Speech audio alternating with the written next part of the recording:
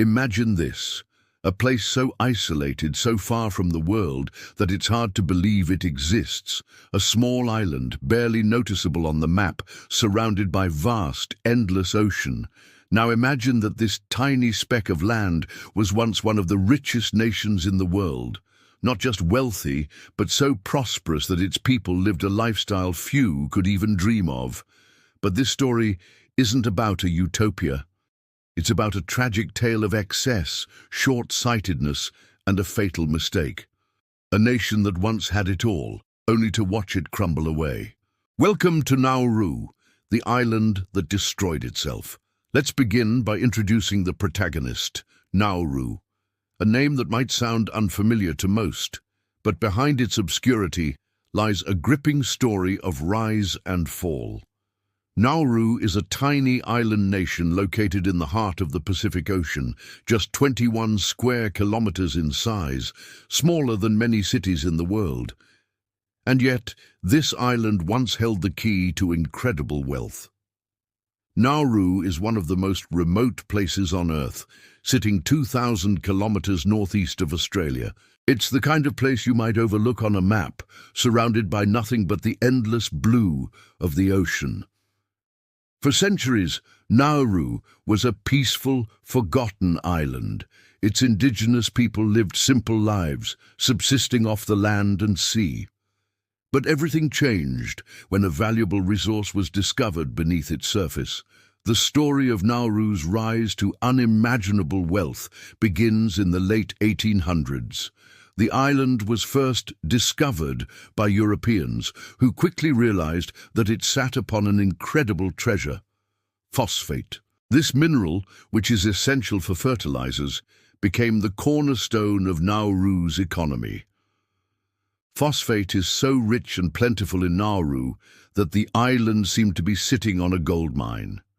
This discovery would set the stage for Nauru's dramatic rise. By the mid-20th century, Nauru was on the map in a way few could have ever predicted. The island became one of the world's largest producers of phosphate. Huge mining operations began, extracting the mineral from the island's rich reserves. For the next several decades, Nauru thrived. In the 1960s and 1970s, the country's GDP per capita soared, surpassing even the United States at its peak. Nauru's economy boomed, its people lived in luxury. The island had it all: an abundance of natural wealth, modern infrastructure, and a lifestyle envied by the world. Nauruans drove luxury cars, built grand homes, and lived the kind of life that seemed to promise an endless future of prosperity. The government was flush with money, and the world looked on in awe at this small island nation that was, against all odds, living the dream. But as we all know, wealth built on one thing alone is fragile. Nauru's over-reliance on phosphate was about to become its greatest flaw. And here begins the conflict that would send this tiny island spiraling into ruin. Here's where the story turns dark.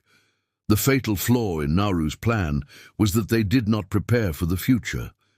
They relied almost entirely on phosphate extraction, without considering the long-term impact of depleting their only resource. For decades, the island's leaders pursued wealth with relentless speed, extracting phosphate from the ground at an unsustainable rate.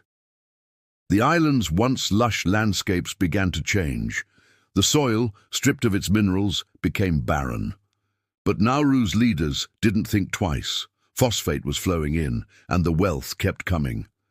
Nauru, in its moment of success, failed to diversify. It failed to think about what would happen once the phosphate ran out. They didn't invest in other industries or build an economy that could sustain itself beyond the mineral reserves. They didn't protect their environment or plan for a future without phosphate. And then it happened. The phosphate reserves began to dwindle. By the 1980s, it became clear that Nauru's lifeblood was running dry. What followed was a desperate scramble for new sources of income, but it was too late. The damage was done. The environmental cost of this unsustainable mining was severe. Vast portions of the island's land were stripped bare, leaving behind giant craters where lush forests and fields once stood. The ecosystem was destroyed. What was once fertile soil now lay barren and incapable of supporting life. As phosphate reserves dwindled, Nauru's wealth began to dry up. The government tried to find new ways to support the economy. They turned to offshore banking and sought to attract foreign investments. They even sold off citizenship to wealthy individuals from other countries in a desperate bid to generate income.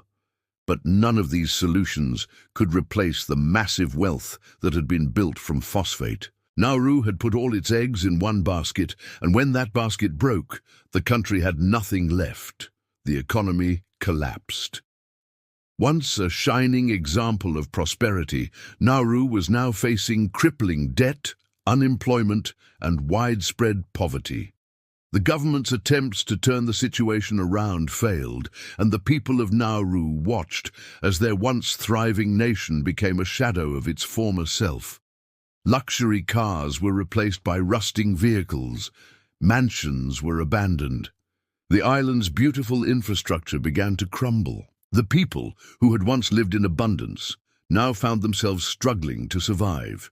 The environmental impact of Nauru's mining operations cannot be overstated. The island's ecosystem, once a paradise of lush forests and pristine beaches, is now a barren wasteland. Mining left behind vast craters where once thriving land was stripped away. The soil is so damaged that it can no longer support agriculture. Crops can no longer grow, and the country is now entirely dependent on imported food. The environmental damage is not just about land, it's about a way of life. Nauru's people, who once lived off the land and the sea, now rely on external aid to survive. The island, which once boasted incredible natural beauty, is now a shell of its former self, scarred by years of overexploitation.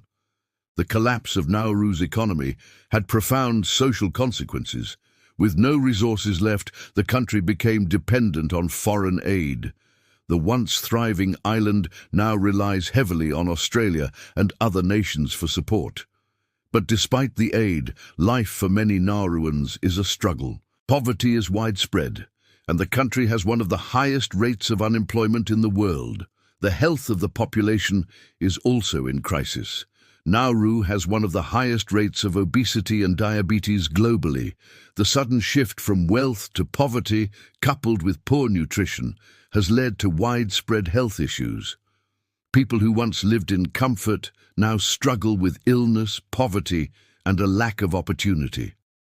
Nauru's people, who once had everything, now live in a reality where the legacy of their nation's prosperity is a fading memory. It's a nation that can't feed itself, a country that has lost its way, and it's a stark reminder of how quickly things can unravel when you ignore the future.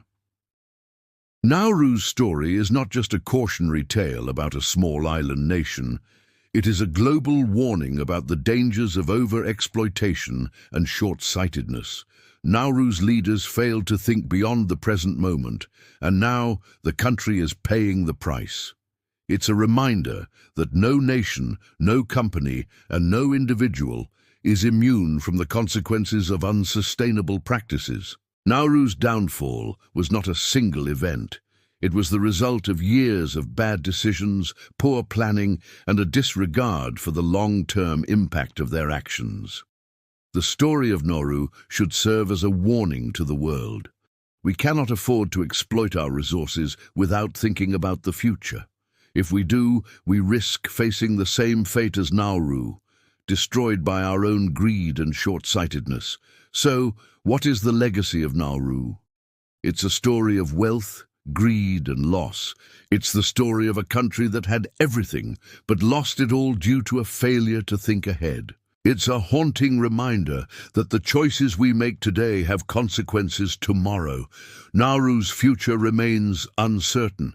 The country is trapped in a cycle of poverty, unable to recover from the damage done by decades of exploitation. But there's still hope.